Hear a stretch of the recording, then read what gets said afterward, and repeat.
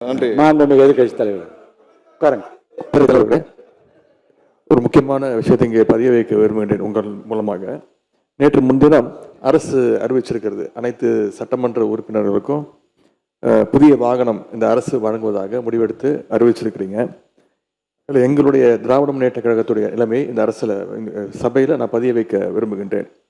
ஏற்கனவே தமிழ்நாடு அரசு கடும் நிதி நெருக்கடியில் இருப்பதாக மாண்புமிகு முதலமைச்சர் அவர்களே கூறி வருவதால் எங்களுடைய கழக தலைவர் மாண்புமிகு முன்னாள் முதலமைச்சர் திரு முத்துவேல் கருணாநிதி ஸ்டாலின் அவர்களின் அறிவுறுத்தலின் பேரில் திராவிட முன்னேற்ற கழகத்தைச் சேர்ந்த 59 சட்டமன்ற உறுப்பினர்கள் இவ்வாகனங்களை பெறுவதில்லை என்று முடிவெடுத்துள்ளோம்.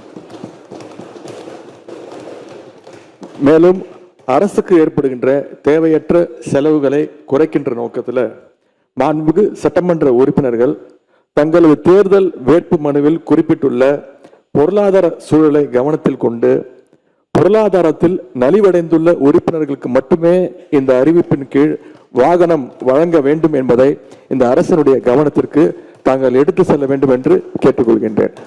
நாங்கள் கையெழுத்தும் விட்டு இந்த கடிதத்தை உங்கள் மூலமாக அரசுக்கு கொடுத்துக்கிறோம். மாண்புமிகு நீர்வள மாண்புமிகு பொதுப்பணித்துறை அமைச்சர் அவர்கள். பேரவைத் தலைவர் அவர்களே,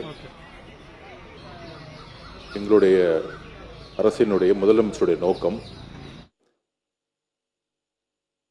புதிதாக தேர்ந்தெடுக்கக்கூடிய மக்கள் மட்டுமல்ல, இதே சட்டமன்றத்தில் ஏழ்மையா இருக்கக்கூடிய சட்டமன்ற உறுப்பினர்களும் இருக்கிறாங்க.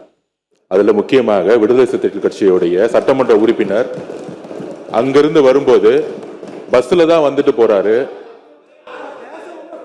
என்ன பிரச்சனை? யாரும் பேசாதீங்க. திமுக காலையில இருந்து என்ன பிரச்சனை தெரியலையே. பேசுங்க, நீங்க பேசுங்க. எதிர்கட்சி தலைவர் ஒரு பதில பதிவு பண்ணா நாங்க அது பதிவு பண்றோம். பண்ணுங்க. அப்ப விசிகேல இருந்து ரொம்ப ஏழ்மையா இருக்கக்கூடிய ஒரு உறுப்பினர் கேட்கிறாரு. அவருடைய குரல் யார் யாரெல்லாம் பஸ்ல வராங்க, யார் யாரெல்லாம் ட்ரெயின்ல வராங்க, அவருடைய குரலா இருந்துச்சு. அப்ப முதலமைச்சர் அனௌன்ஸ் பண்ணும் பொழுது பொதுவா அவையை பொறுத்த வரைக்கும் எல்லோரும் சமம்னு நினைக்கக்கூடிய ஒரு முதலமைச்சர், அதுதான் ஒரு புரோட்டோகால். அப்ப எங்க பொதுச் செயலாளர்கிட்ட கார் இருக்கு, என்கிட்ட கார் இருக்கு, இங்க இருக்கக்கூடிய எல்லாருக்கும் கார் இருக்கு. நாங்க போய் சட்டமன்ற உறுப்பினர் கார் வேணும்னு கேட்க போறது இல்லை. இது ஒரு அடிப்படையா இருக்கவங்களுக்கு புரிதல் இருக்கும். அரசியலா நினைச்சாதான் இது அரசியல். எங்க ஏழ்மையா இருக்காங்களோ அவங்க விண்ணப்பத்தை கொடுப்பாங்க. இது சட்டமன்ற உறுப்பினர்களுடைய ஒரு உரிமையா மாற்றப்பட்டு தமிழக வெற்றி கழகத்துல யார் யாருக்கெல்லாம் கார் இருக்காங்களோ நாங்க யாரும் போய் கார் கேட்க போறது இல்லை. இதுதான் எங்களோட நிலைப்பாடும். இதுதான் எங்களோட நிலைப்பாடும். எங்க கிட்ட 2-3 கார் இருக்கு, நாங்க போய் சட்டமன்ற உறுப்பினர் கார் கேட்க போறது இல்ல. நம்ம மன்னார்குடி எம்எல்ஏ சொன்னாரு, என்கிட்ட 4 கார் இருக்கு, ஆனா என்னுடைய தனிப்பட்ட கார்ல போகும்போது அரசு அதிகாரிகள் முன்பு அரசு கார்ல போனா நான் ஒரு மரியாதை இருக்கு. இப்ப மாண்புமிகு எதிர்கட்சி தலைவர்கிட்ட 2-3 வீடு இருக்கு, ஆனா அரசு பங்களால இருக்கிறாருல்ல. அவர் லெட்டர் என்கிட்ட தான் கொடுத்தாரு, பொதுப்பணித்துறை அமைச்சரா என்கிட்ட தான் கொடுத்தாரு.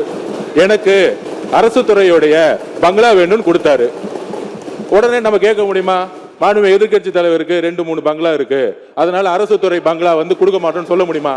எங்களுடைய முதலமைச்சர் சொன்னாரு, அவர் கோரிக்கை கொடுத்தாரு, உடனடியா கொடுத்துருவோம்னு சொன்னோம். இது உடனே இல்ல இங்க இருக்கவங்க எல்லாருக்கும், அதாவது இங்க இருக்க எல்லாருக்கும் பங்களா கொடுக்கலாமான்னு கிடையாது. இது ஒரு புரோட்டோகால், அவ்வளவுதான்.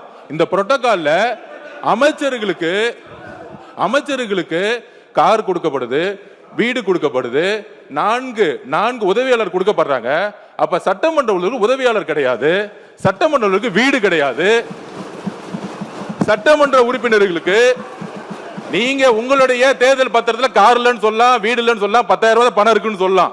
ஆனா எங்க கிட்ட பல்வேறு சட்டமன்ற உறுப்பினர்கிட்ட எங்க கட்சியில் சொந்த வீடு இல்லாதவங்க இருக்காங்க, கார் இல்லாம இருக்காங்க.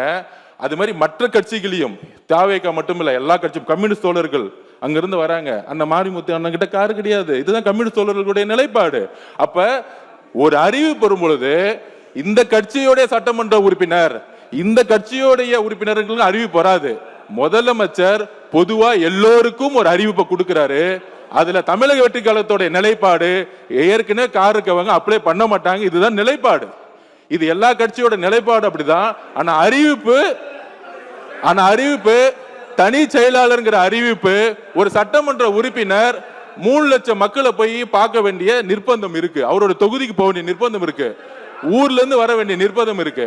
அதனால இது ஒரு உரிமையா பண்ணிருக்கார தவிர இதுல ஆடம்பரம் காருங்கிறது ஆடம்பரம் கிடையாது. மக்களை சந்திக்கக்கூடிய ஒரு தேவை.